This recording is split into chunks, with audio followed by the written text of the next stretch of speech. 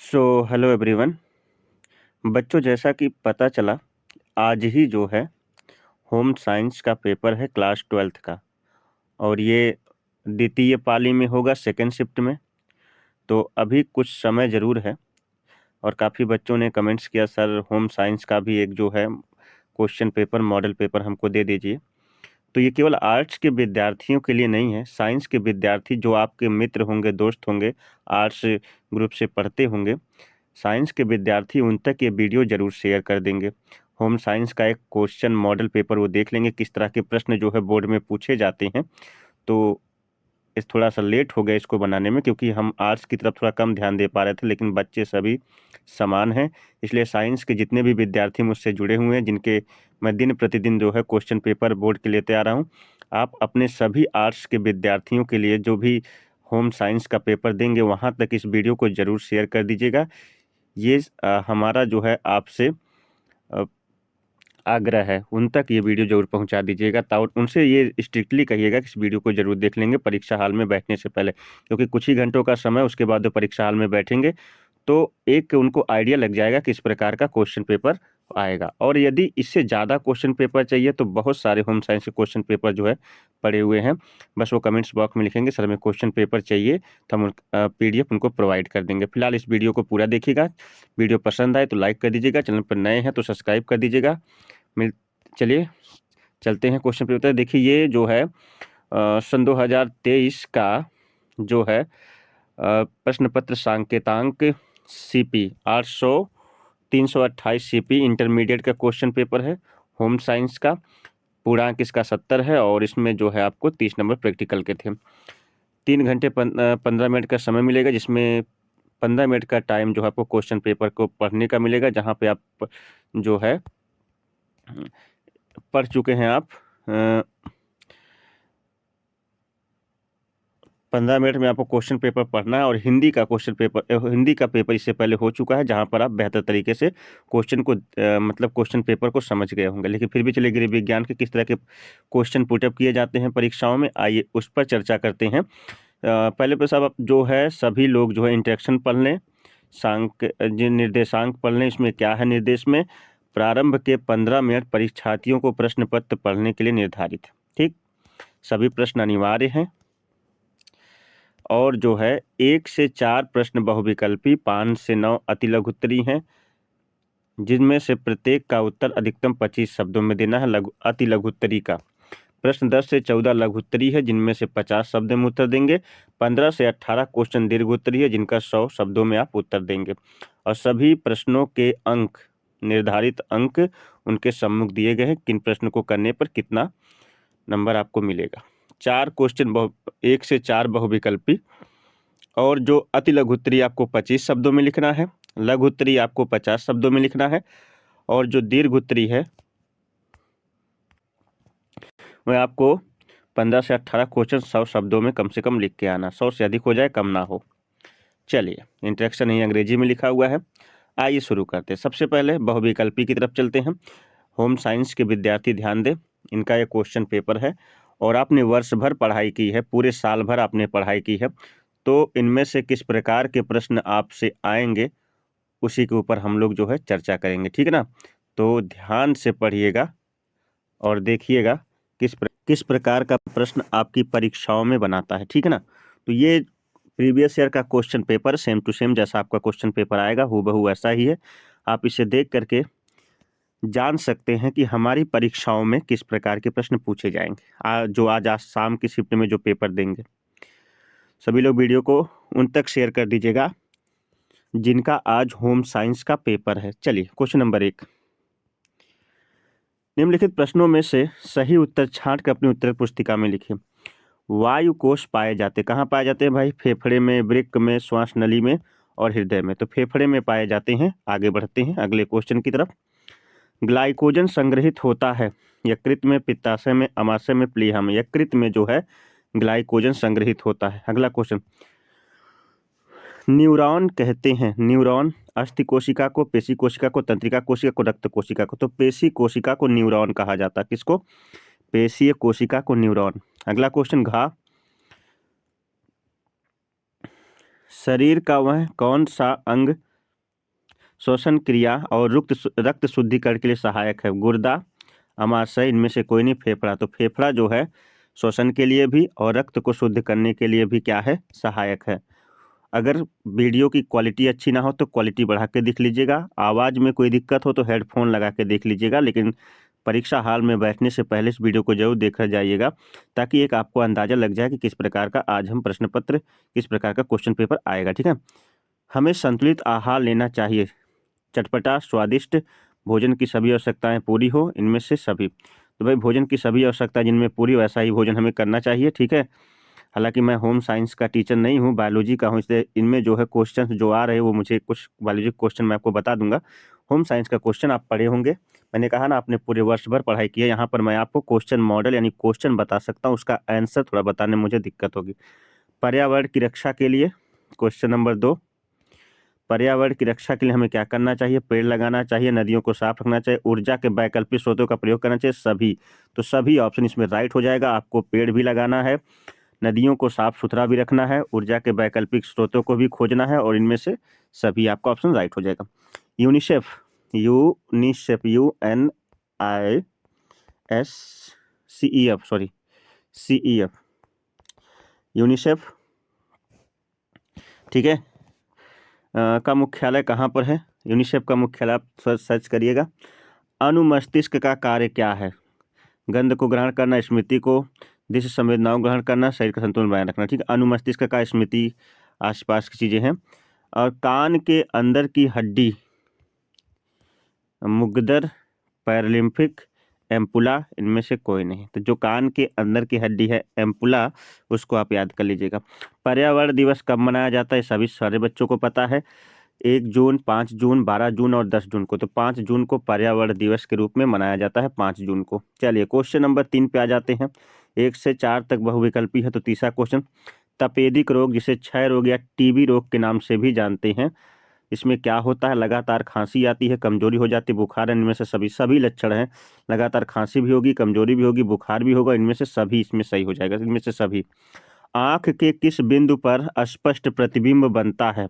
आंख के किस बिंदु पर स्पष्ट प्रतिबिंब बनता? पीत बिंदु पर, अंध बिंदु पर, लेंस पर, और कहीं पर भी नहीं। स्पष्ट जो है जो बनता है वो लेंस पर जहाँ तक बनेगा। रेबीज किसके काटने से होता है? तो रेबीज जितने भी कुत्ते, बिल्ली और जंगली जानवर हैं काटने से होता है। कुत्ते, बिल्ली, सांप, चूहा। तो कुत्ता ज़्यादातर इसमें फेमस, इसलिए कुत्ते पर लगा के आइएगा। अगला, उचित समय पर टीकाकरण से रोग प्रतिरोधक क्षमता कम होती है, यह ऑप्शन तो बिल्कुल गलत है। शिशु मृत्यु दर कम होती है, ऑप्शन गलत है। बच्चे की जान को खतरा रहता है, गलत है। इनमें से कोई नहीं। या शिशु जन्म दर कम होती है, एक ऑप्शन में राइट मान रहा हूँ, दूसरा वाला। अगर इससे अच्छा कोई ऑप्शन होता तो उसको राइट मानता, मगर यहाँ पे यही राइट है। अगला, संयुक्त परिवार, ज्वाइंट फैमिली के दोष क्या हैं? व्यक्ति में विकास में बाधा, मुखिया की तानाशाही, रूढ़िवादिता, पोषण, ये सभी जो है, ये सभी ऑप्शन इसमें राइट हैं। ठीक है ना। एक संयुक्त परिवार में सभी दोष हैं। चलिए अगला क्वेश्चन है चौथा का, व्यक्तित्व को प्रभावित करने वाले पर्यावरण संबंधी कारक हैं। व्यक्तित्व को प्रभावित करने वाले पर्यावरण संबंधी कारक है। घर परिवार का प्रभाव, शिक्षा एवं संस्कृति का प्रभाव, स्कूल का प्रभाव, सभी। इसमें भी सभी ऑप्शन राइट है, ज़्यादातर सभी ऑप्शन राइट है। दहेज प्रथा समाप्त करने के उपाय, कठोर कानून व्यवस्था, अंतरजातीय विवाह को प्रोत्साहन, सामाजिक जागरूकता, इनमें से सभी ऑप्शन आपका राइट है। इसमें भी इनमें से सभी, चौथा ऑप्शन जो है इनमें से सभी ये क्या है? राइट है। आगे बढ़ते हैं। बच्चों में अस्थाई, जिसको दूध के दांत कहते हैं, उनकी संख्या कितनी होती है? तो भाई 20 होती है, 20। और परमानेंट अस्थाई दांतों की संख्या कितनी होती है? 32। दूध के दांतों की संख्या 20 और उसकी कितनी होती है? अस्थाई दांतों की संख्या वयस्क में 32। ध्वनि या शोर की तीव्रता की इकाई क्या है? डेसिबल है, डेसिबल। कैलोरी, ऊर्जा का को, वाट जो है विद्युत, वाट, और ग्राम जो है आप जो है ये किलोग्राम, ग्राम जो होता है। ध्वनि की इकाई मापने का डेसिबल है। जीवन साथी का चुनाव करते समय किन बातों का ध्यान रखना है? शारीरिक उपयुक्तता, चारित्रिक उपयुक्तता, शैक्षिक उपयुक्तता, सभी का ध्यान रखना चाहिए जब आप जीवन साथी की तलाश में हैं। चौथा क्वेश्चन जो कि ये भी बहुविकल्पी, चौथा क्वेश्चन आपका बहुविकल्पी था, ये समाप्त हो चुका। अति लघुत्री जो कि आपको 25 शब्दों में लिख कर आना है किस पोषक तत्व की कमी से अस्थियां मजबूत होती हैं? पोषक तत्व से अस्थियां मजबूत होती हैं। कैल्शियम वैसे है पोषक तत्व जिससे क्या होती है, हमारी अस्थियां मजबूत हो जाती हैं, कैल्शियम से। सी। आगे बढ़ते हैं, रक्त के कार्य बताइए। रक्त क्या क्या कार्य करता है? तो ऑक्सीजन का शरीर में ऑक्सीजन और कार्बन डाइऑक्साइड का परिवहन करता है, ठीक है ना, ऊर्जा का निर्माण करता है और अपशिष्ट पदार्थों को सही से बाहर निकालता है, ठीक है ना, और जो है साथ ही साथ अपशिष्ट और उपयुक्त पदार्थों को उचित स्थान पर पहुंचाता है, ठीक है। तो ये बहुत सारे कार्य हैं रक्त के। आगे जो है, किस आयु के शिशु को ठोस आहार देना चाहिए? ये आप लोग बहुविकल्प, ये आप जो है अपने गृह विज्ञान की क्लास में पढ़े होंगे। शिशु को किस आयु में ठोस आहार देना चाहिए खाने के लिए, ठीक है। शरीर में त्वचा का कार्य बताइए। शरीर में त्वचा के प्रमुख कार्य निम्नलिखित है। सबसे पहला कार्य है कि त्वचा जो है क्या करती है, हानिकारक जीवाणुओं विषाणुओं से अंतरांगों की रक्षा करती है। दूसरा, शरीर के तापमान को बनाए रखती है। तीसरा जो है, अपशिष्ट पदार्थों को जो है शरीर से बाहर निकालती है त्वचा, और संवेदना का कार्य करती है। चीज़ों को महसूस, ठंडा गर्म आदि महसूस करने में क्या करती है, सहायता करती है, ठीक है ना। आगे बढ़ते हैं, अगला, किन्हीं 4 संक्रामक रोगों के नाम लिखे जो संक्रामक हैं। सबसे पहले संक्रामक रोगों में टीबी है। टीबी एक संक्रामक रोग है। ट्यूबरकुलोसिस नामक जीवाणु के कारण होती है, टीबी संक्रामक रोग है। उसके बाद जो है, चेचक एक संक्रामक रोग है। चेचक, एडवर्ड जेनर ने इसका सबसे पहले टीका बनाया था। चेचक एक संक्रामक रोग है। उसके बाद जो संक्रामक रोगों में जो है, चेचक हो गया, टीबी हो गया, और जो है 4 रोगों के नाम आपको बताने हैं। HIV एड्स है। एड्स एक प्रकार का संक्रामक रोग है। AIDS, एड्स क्या है, संक्रामक रोग है। एड्स हो गया, और जो है संक्रामक रोगों में जो है, ये आपका दाद रोग, जो त्वचा संबंधी दाद रोग होता है, दाद, ये भी एक प्रकार का क्या है, संक्रामक रोग है।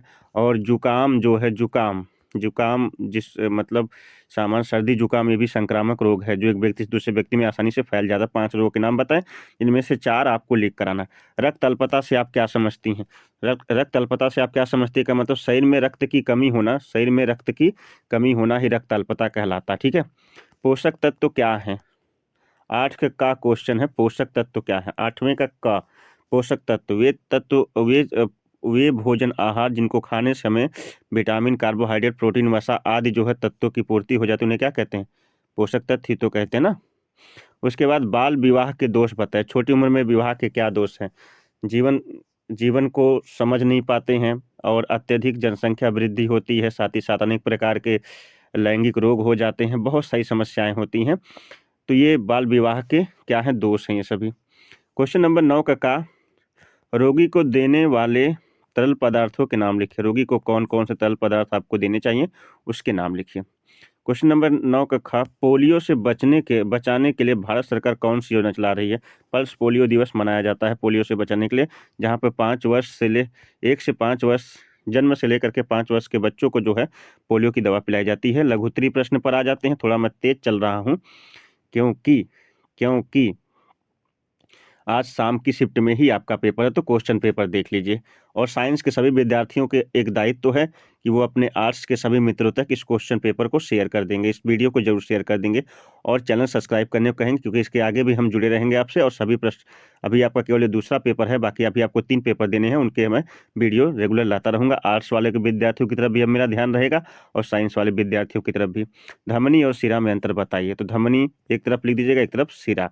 धमनियों में शुद्ध रुधिर बहता है, शिराओं में अशुद्ध रुधिर बहता है ना, पढ़े है ना। धमनियाँ जो है ऑक्सीजन युक्त रक्त उसमें बहता है, शिराओं में कार्बन डाइऑक्साइड युक्त बहता है। एक अकेली धमनी पाल्मोनरी धमनी में अशुद्ध रुधिर बहता है, और पाल्मोनरी शिरा में शुद्ध रुधिर बहता है, ठीक है। धमनी शिराएं जो है शरीर के बाहर से स्पष्ट दिखाई देती हैं, और धमनियाँ बाहर दिखाई नहीं देती हैं। शिराओं की गुहा चौड़ी और दीवारें पतली होती हैं। धमनियों की गुहा सकरी और दीवारें मोटी होती हैं, ठीक है। धमनियाँ हल्की गुलाबी रंग की होती हैं, शिराएं नीले रंग की होती है। सब आप पढ़े होंगे, देख लीजिएगा। चलिए, व्यायाम से आप क्या लाभ है? भाई जब आप एक्सरसाइज करते हैं तो क्या मानसिक और शारीरिक, मानसिक सभी प्रकार, आध्यात्मिक सभी प्रकार के लाभ हैं व्यायाम से, ठीक है ना। से क्या लाभ है? एकाकी परिवार के लाभ बताए। जो अकेला परिवार होता है उसके लाभ बताए। जब एकाकी परिवार होगा तो जनसंख्याएं कम होंगी, जहाँ जनसंख्याएं कम होंगे तो सभी शिक्षा, स्वास्थ्य आज जैसी जितनी भी जो है आवश्यकताएं हैं सबकी पूरी हो सकती है, ठीक ना। हमारे लिए जल की 2 की उपयोगिता बताइए। जल शरीर में जो है त्वचाओं को नम होने से रोकता है, ठीक है। मुख को गीला बनाए रखता है जिससे हम बोलने में सक्षम होते हैं। जल जो है हमारे रक्त में, रक्त का 98% जो है जल ही है, ठीक है ना। शरीर में जल की यानी हमारी पूरी बॉडी जो है 70% जो है वाटर से बनी हुई है, ये आप जानते हैं।